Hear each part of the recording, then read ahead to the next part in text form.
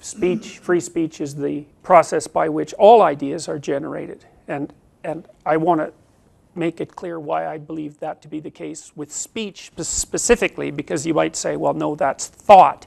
But I don't think that's right, because the thing is that thought is a far more collective enterprise than people generally understand. First of all, most of the thoughts you have aren't your thoughts. You know, I don't remember who it was that said that everyone is the unconscious exponent of a dead philosopher, but that's definitely the case. You know, the very linguistic mechanisms by which we formulate our grip on the world are collective constructs, and in some cases almost entirely, because creative thought is far rarer than people generally presume. And what that means is that when we're speaking and when we're thinking, we're usually using, if not cliches, which is very frequently the case, as you know perfectly well if you've ever graded a particularly bad undergraduate essay. But even among more sophisticated people, it's generally the case that they're acting as avatars of ideas that they did not produce. And so that doesn't mean they can't further the ideas, but the point is that, you know, we're born into a linguistically mediated culture, and it's mediated at all of the multiple levels of analysis that I already described, and we're shaped in the way that we view the world with regards to the input that we receive that's collective. We learn language from other people. We use the words that other people use. We use the phrases that other people use. It's an intensely collective exercise, but even more specifically, so that's from a general perspective, let's say, but even more specifically, the problem with thinking is that you're a very narrow channel, right? I mean, there's a lot of world and there isn't very much of you. And that means that there's a lot more that you filter out than there is that you take in. And your filtering is very, very intensive. It's dependent to some degree on your embodiment. It's dependent to some degree, far more than people generally realize, on your motivations and your temperament, which is a topic we'll return to.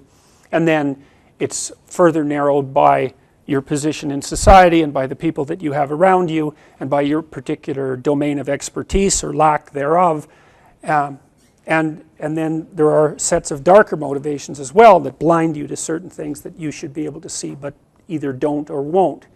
And so the problem with thinking is that A, you're a narrow channel, B, you're not very good at it, and C, you're incredibly biased, and there isn't much you can do about that except listen and talk to other people. Because they're not the only source of correction, but they're a pretty intense source of correction. And I mean, we're blasting corrective information at each other all the time, right? I mean, even in a situation like this, which you could think of as a monologue, but isn't, it's a dialogue. The reason I'm watching all of you is to see, you know, are you paying attention? And if not, I better adjust what I'm saying. Do your facial expressions indicate that you're understanding what I'm saying and following it? Maybe you're nodding or your eyes are open, you know, in some specific way. You're actually facing me, your eyes are on me. I can read your facial expressions, which is always why I'm looking at individuals in the audience, and I'm constantly calibrating what I'm saying if it's a dynamic conversation to ensure that the information flow is maximized. And the reason I look at your eyes is because I can tell where they're pointing, and the reason I look at your face is because you're broadcasting motivational and emotional information non-stop at me while I'm speaking. And so even in a situation like this, which, like I said, is more monologue than otherwise, there's a tremendous amount of corrective information continually flowing between speaker and listener. And if that stops, you know, if you hear a speaker who's detached from the audience, often someone who's reading, for example, it's much more difficult to listen to them, as everyone knows.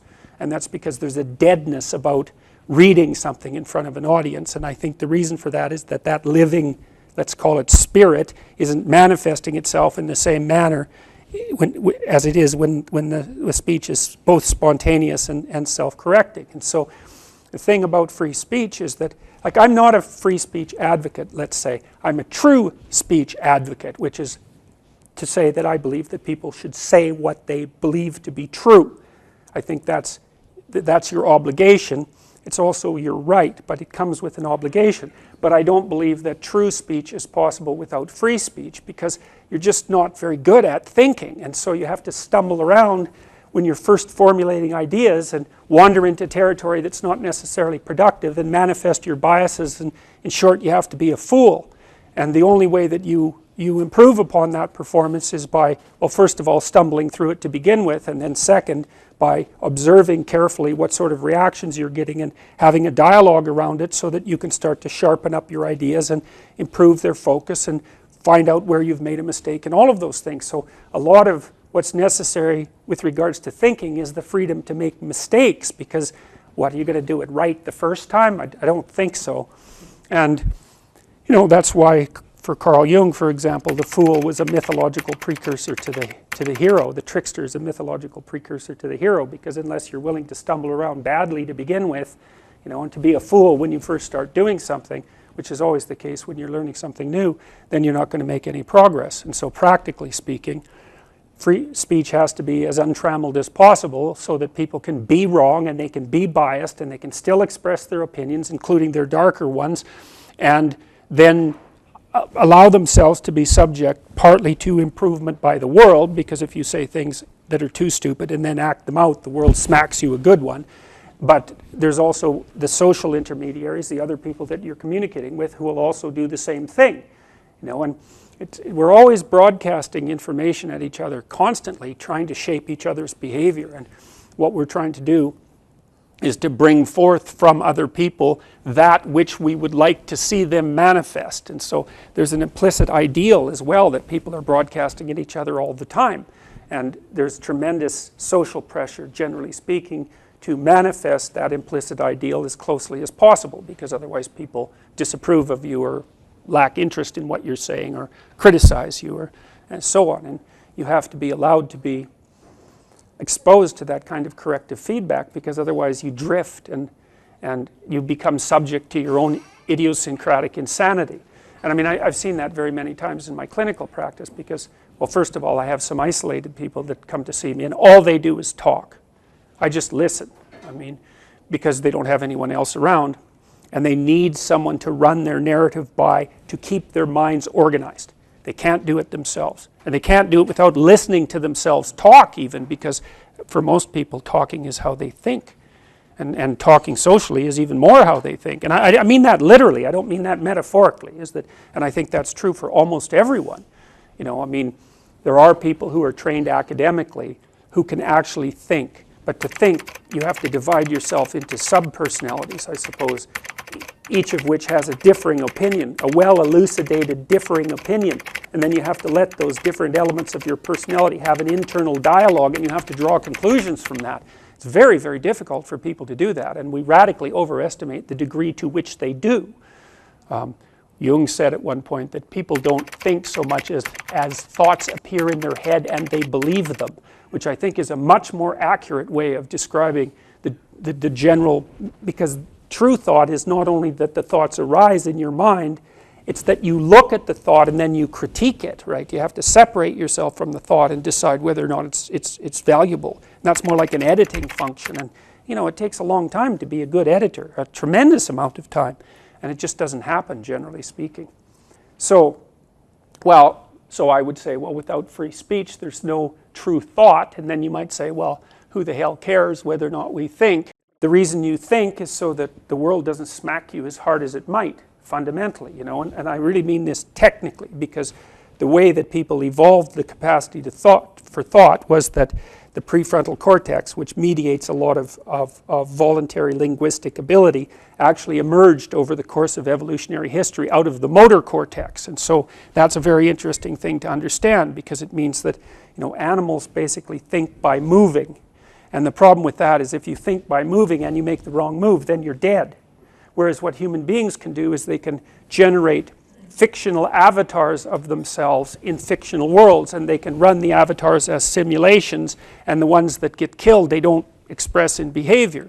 And I mean, you can do that with words too, although people, you know, originally would have done it mostly with images. They do the same thing with drama. And so the reason that you think, and I think it was Alfred North Whitehead that said this, I think, but I'm not absolutely sure. The reason you think is so that your thoughts can die instead of you. And that's a brilliant phrase, and absolutely the case. So if you think properly, then you kill off the ideas that if you acted out would kill you, or at least cause you suffering, or perhaps cause suffering to the people around you. And since it's more or less obvious a priori that suffering is worse than not suffering under most circumstances, it seems reasonable to act in a manner that will minimize it to the degree that that's possible. And so you need clarity of thought, because that helps guide you through a world that's enshrouded in fog and full of sharp objects. And if you don't want to stumble into them and impale yourself, then you should have sharp vision and sharp capacity to communicate. And, you know, that's one of the things I tell students when I'm trying to teach them to write, because no one ever tells them why they should learn to write. It's like, you learn to write so you can think, and you learn to think so that the world doesn't treat you any more harshly than it absolutely has to.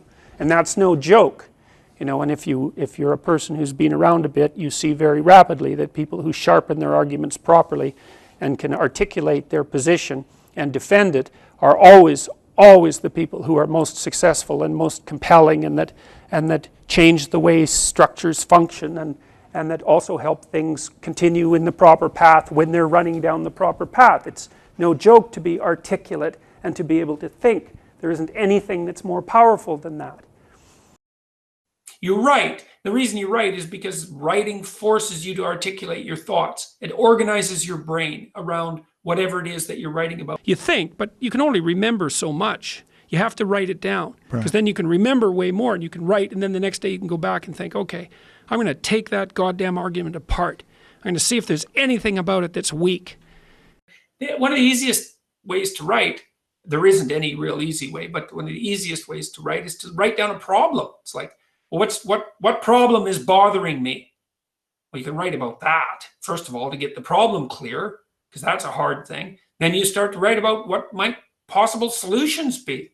And you fight with those solutions, because, you know, you want to kill off the stupid ones. Write down everything that you're ruminating about. I know that seems counterproductive, but you could just start simply. Write down every ruminating thought that you have voluntarily. And think about them in detail, and write them down in detail. Get every little word down. Write down every rumination you can remember exhaustively. Write them all down. Sit down and bring it to mind voluntarily. So every time you have a thought you don't want to have, later practice having that thought on purpose. Then you have that document. That would be the first thing. Then the second thing, write down why you think they happened, so that you get a good causal account. And then write down, well, what you might have done about them then, but more importantly, what you could do about them in the future to avoid that. Because it doesn't matter that something embarrassing happened to you once. What matters is whether or not you're likely to repeat it in the future. And try that for about a month and see what happens. Because it's often the case that if you start thinking about the thoughts you're ruminating on consciously and confront them voluntarily, that they will start to go away. So you could try that. You could try that. That should help.